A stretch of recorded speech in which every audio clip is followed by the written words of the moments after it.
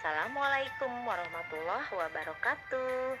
Kami dari kelompok 11 terdiri dari Ibu Titin Fatimah, Bu Ratmiati, dan saya sendiri, Eis Lasmanawati, akan mempresentasikan temanya yaitu evaluasi pelaksanaan pembelajaran terpadu. Matkulnya pembelajaran terpadu dengan dosen pengampu Ibu Hajah Lia Kurniawati MPD. Ya, bismillahirrahmanirrahim. Penilaian atau evaluasi pada pembelajaran terpadu di TK pada dasarnya adalah sama dengan penilaian yang dilakukan di TK pada umumnya. Karena pada dasarnya kegiatan pembelajaran di TK adalah pembelajaran terpadu karena setiap bidang pengembangan yang akan dikembangkan saling terkait antara satu dengan yang lainnya. Dan setiap kegiatan yang dilaksanakan dalam satu hari terkait pula dengan kegiatan yang lainnya yang diikat oleh sebuah tema. Prinsip-prinsip penilaian atau evaluasi pembelajaran terpadu. Prinsip dalam melakukan evaluasi pembelajaran terpadu adalah sebagai berikut. 1. Evaluasi hendaknya berbasis untuk kerja sehingga selain memanfaatkan penilaian produk, penilaian terhadap proses perlu mendapat perhatian yang lebih besar. 2. Setiap langkah evaluasi selalu melibatkan anak didik. 3. Memberikan perhatian terhadap refleksi diri anak. 4. Memanfaatkan asesmen portofolio.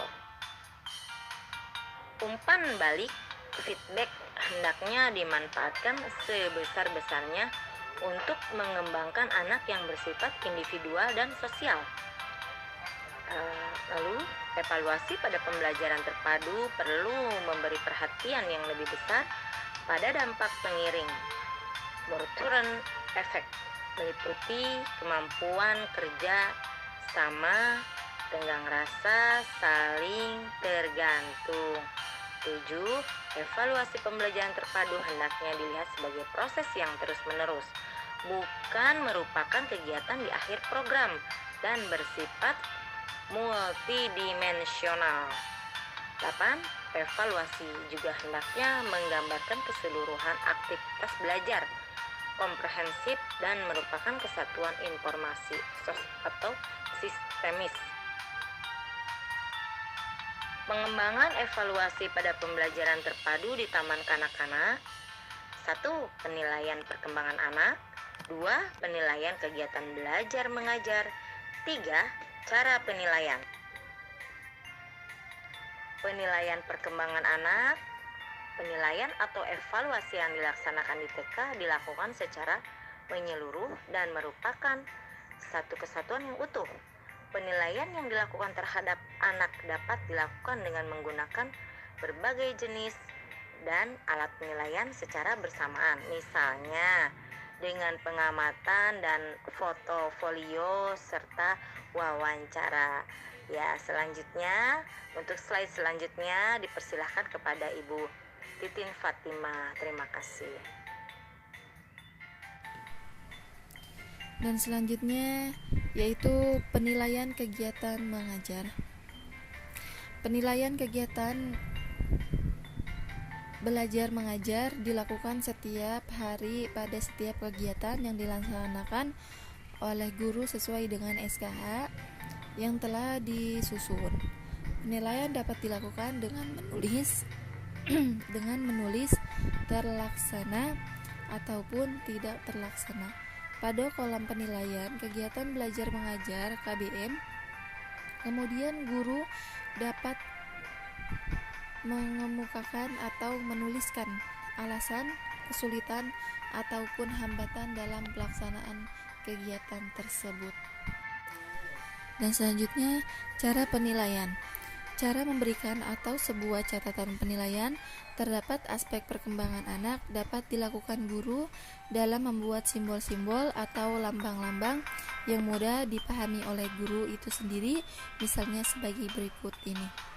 yaitu cara lain dapat digunakan dengan simbol bintang, misalnya berikut ini.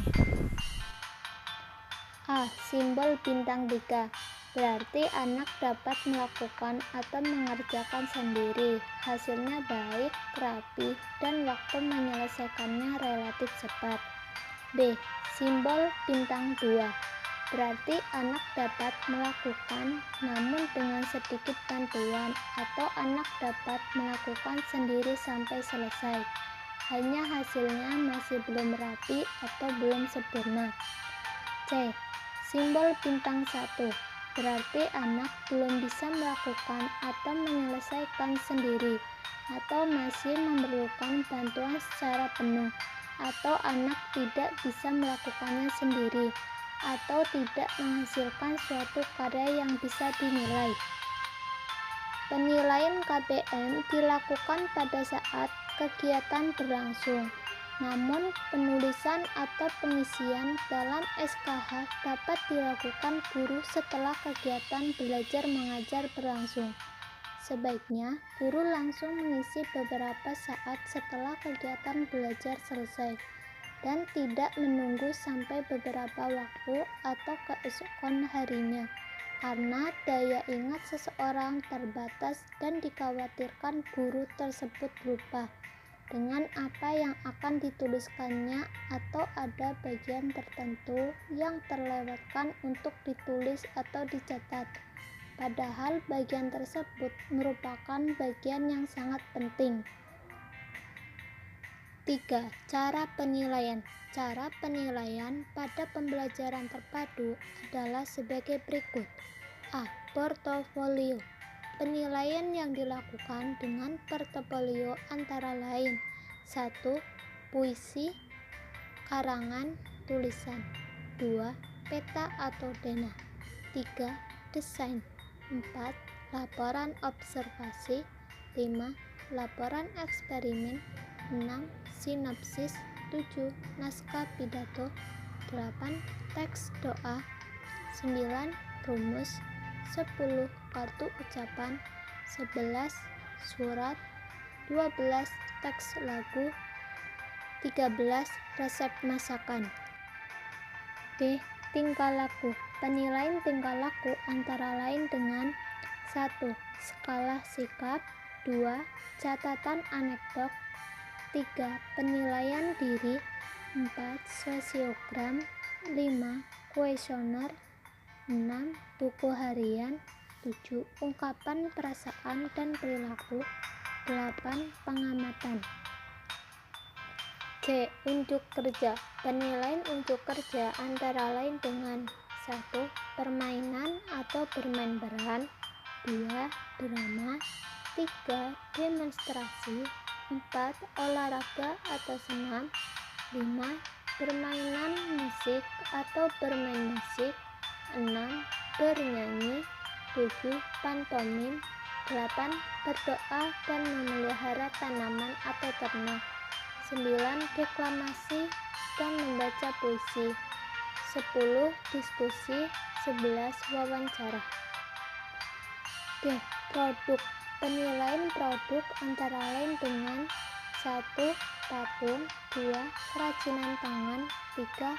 Hasil karya anak, lipatan atau gambar.